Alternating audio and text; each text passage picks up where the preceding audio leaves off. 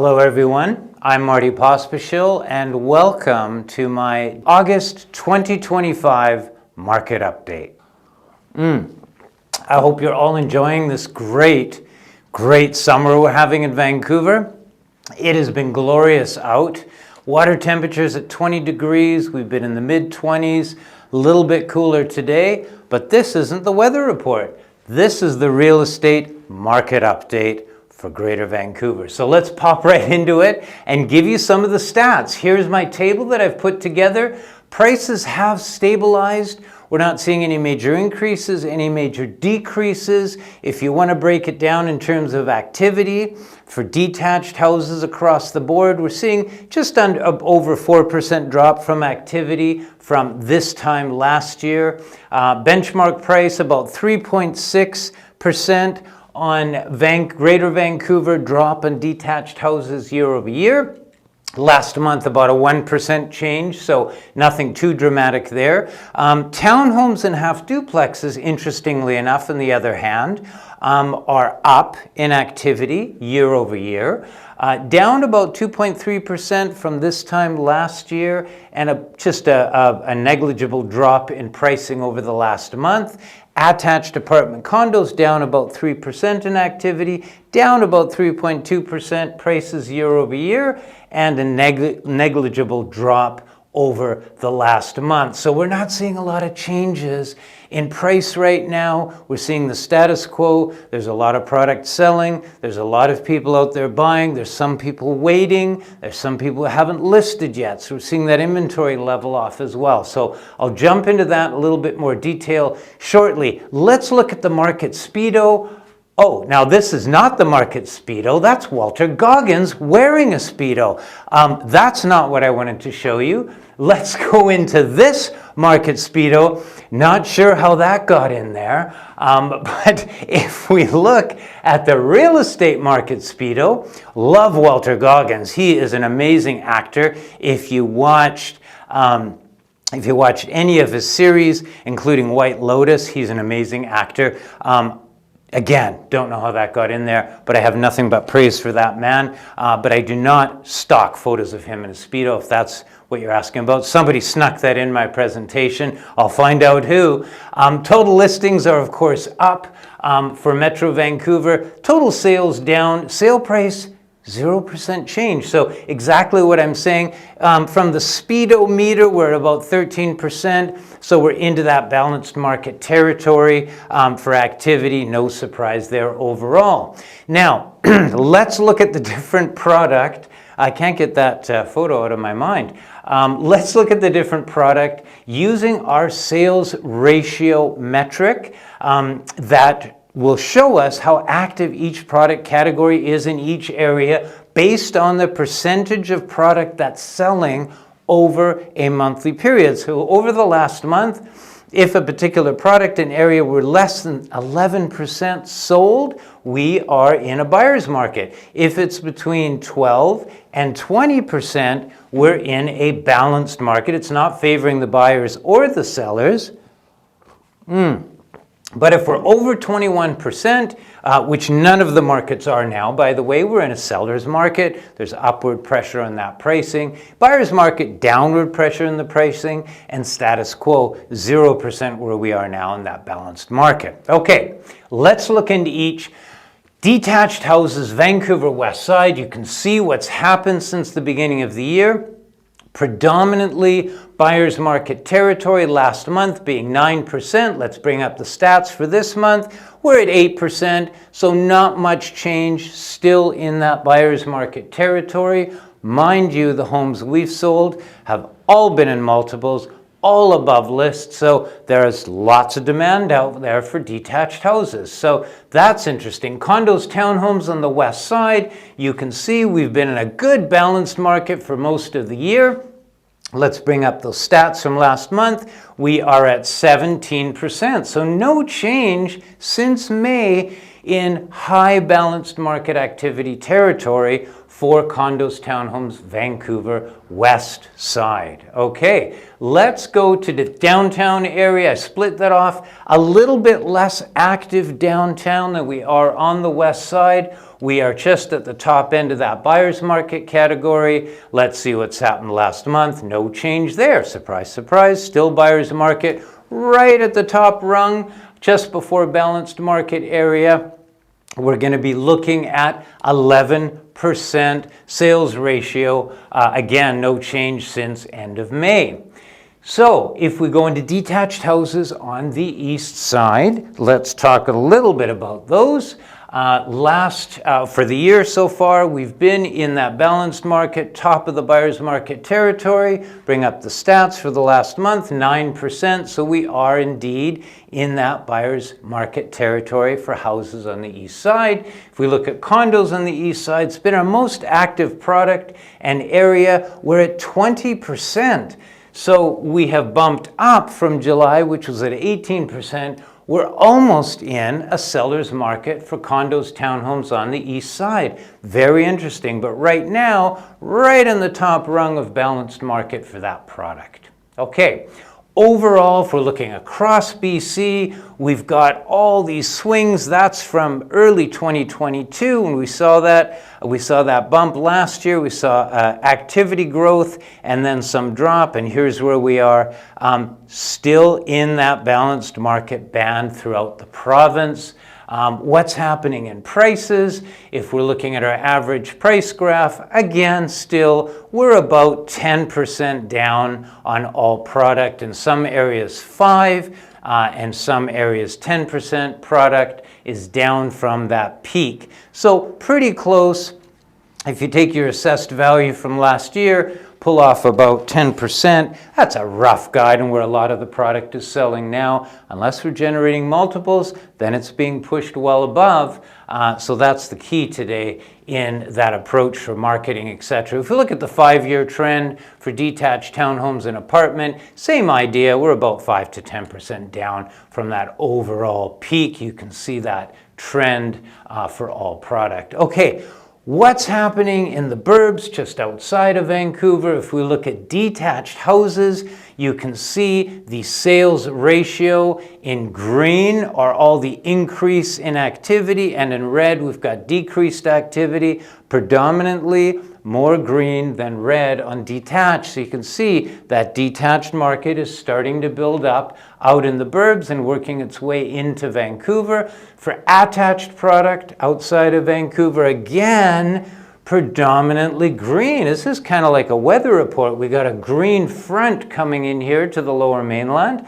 Very few drops in activity, mostly an increase, and that's kind of the telltale sign of our market right now. We're all at the verge of that activity. We're just waiting for a reason to move forward, whether it's an end of the tariff discussion or a drop in rates. We need a catalyst to sort of release that and get that going. Okay, so look at average price. Again, if we post that compared to today, we're about a 10% below across BC from where we were this time last year. And if we're forecasting into next year or into fall towards the end of the year, we look at our market deterrents, transitioning, or market enhancers. Now, I had this as transitioning in orange in my last update. I'm dropping it down to red because of the tariff discussion that's going on between us and our neighbors.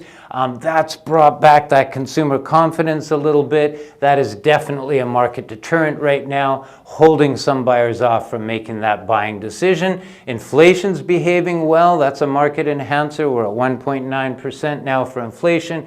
Cost of borrowing hasn't changed in the last few months a lot. We were hoping we would see a drop at the end of last month. We didn't. And inventory levels, they've plateaued. We're not seeing a big increase in inventory on any of the product. So those are all green. We've got a little bit of apprehension and uncertainty, of course, in that consumer confidence. So all of those things are determining how active our market is. Of course, the EU has reached an agreement with Mr. Trump down south. Congrats to you guys. We want to be on that photo next month, reaching an agreement so we can put that issue to bed and move on. So changing daily, there you go. Depends on the mood of one person when they wake up in the morning. But we won't get into that. Unemployment rate for Canada, we're at 6.9%. For BC, 5.6%. You can see those drops just recently, a good sign. And another sign on how well our economy is doing. We don't seem to be slipping and needing much help from the Bank of Canada at the moment.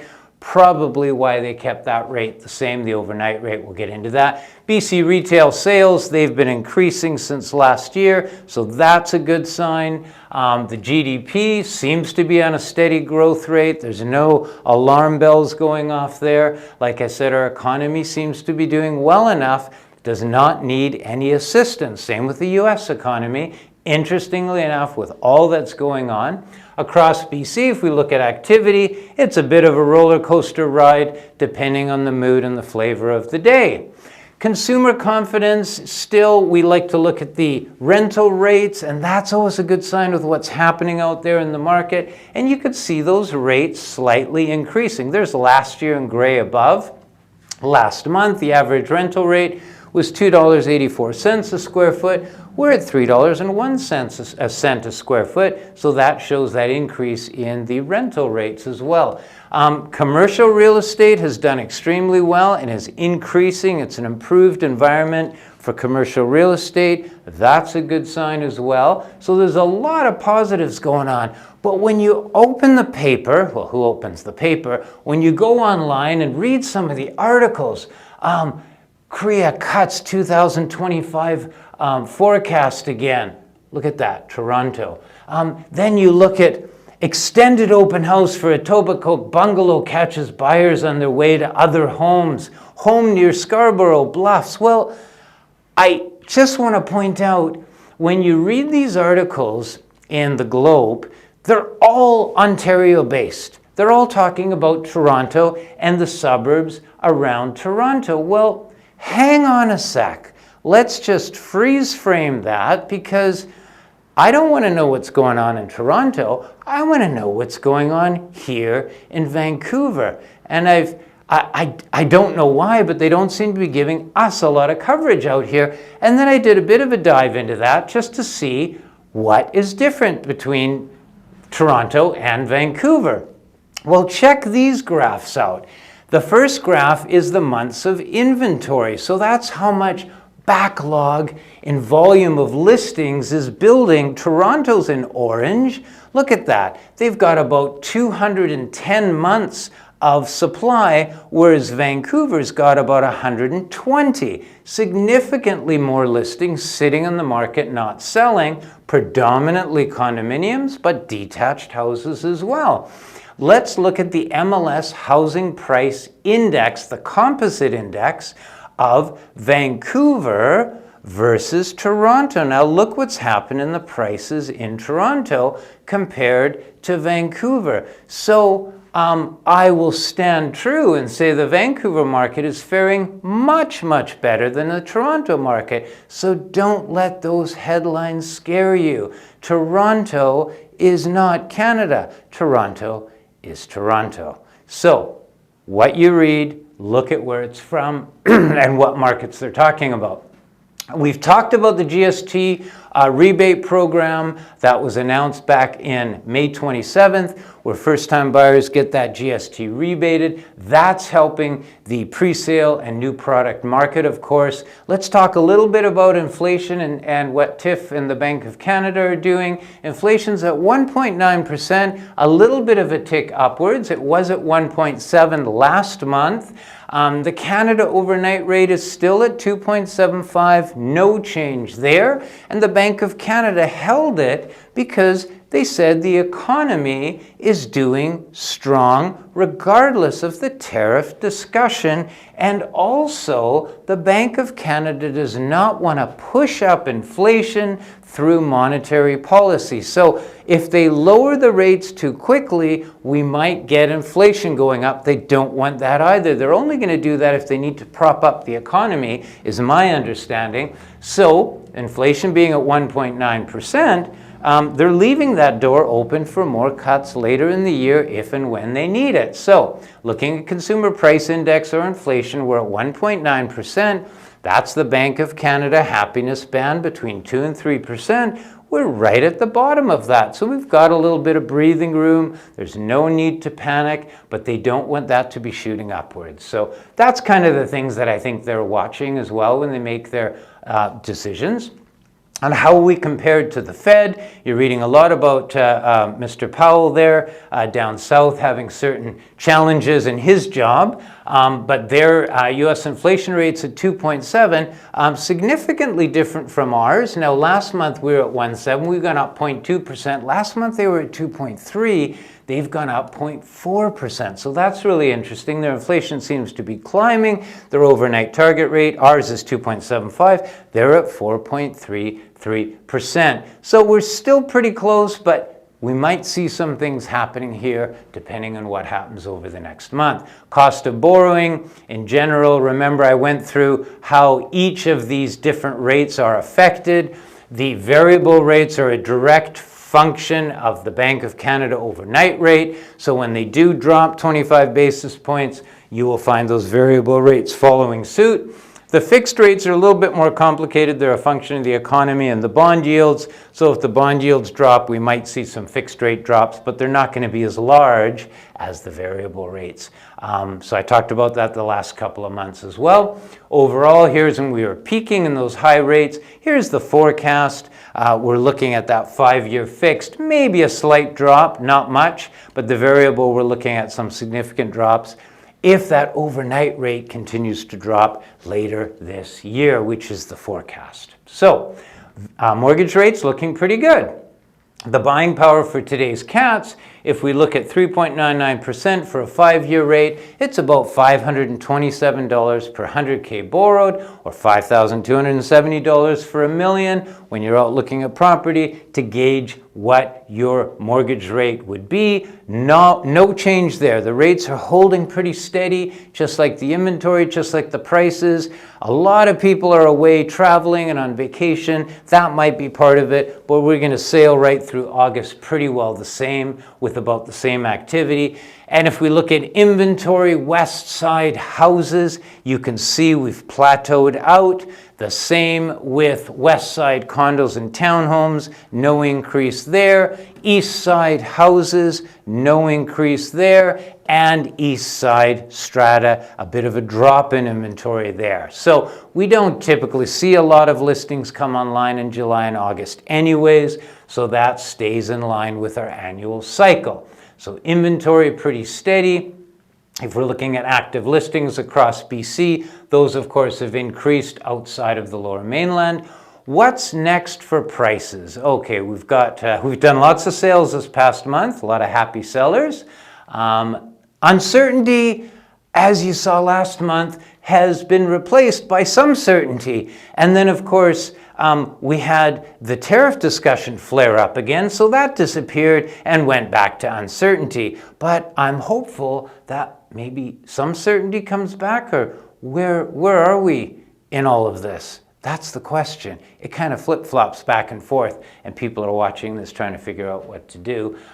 That, in conclusion, is what we're dealing with now. So I'm following mortgage rates, inventory, and consumer demand.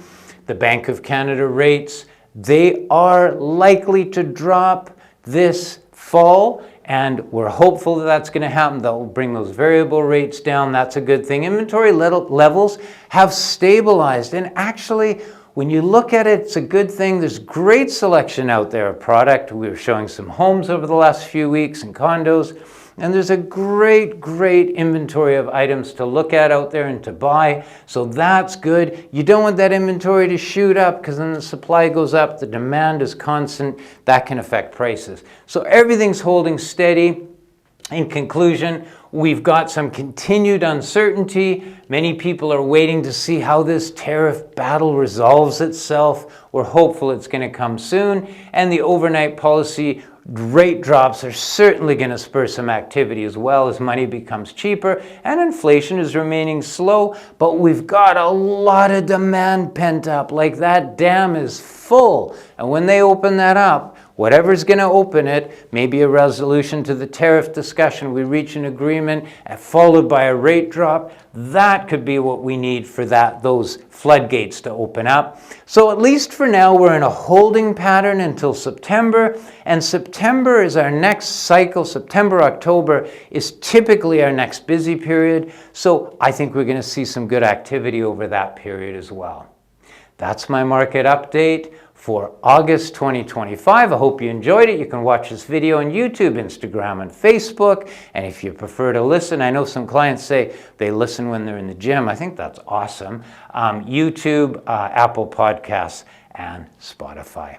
I'm Marty Pospisil. Enjoy the rest of this awesome summer we're having, and I'll see you guys in September.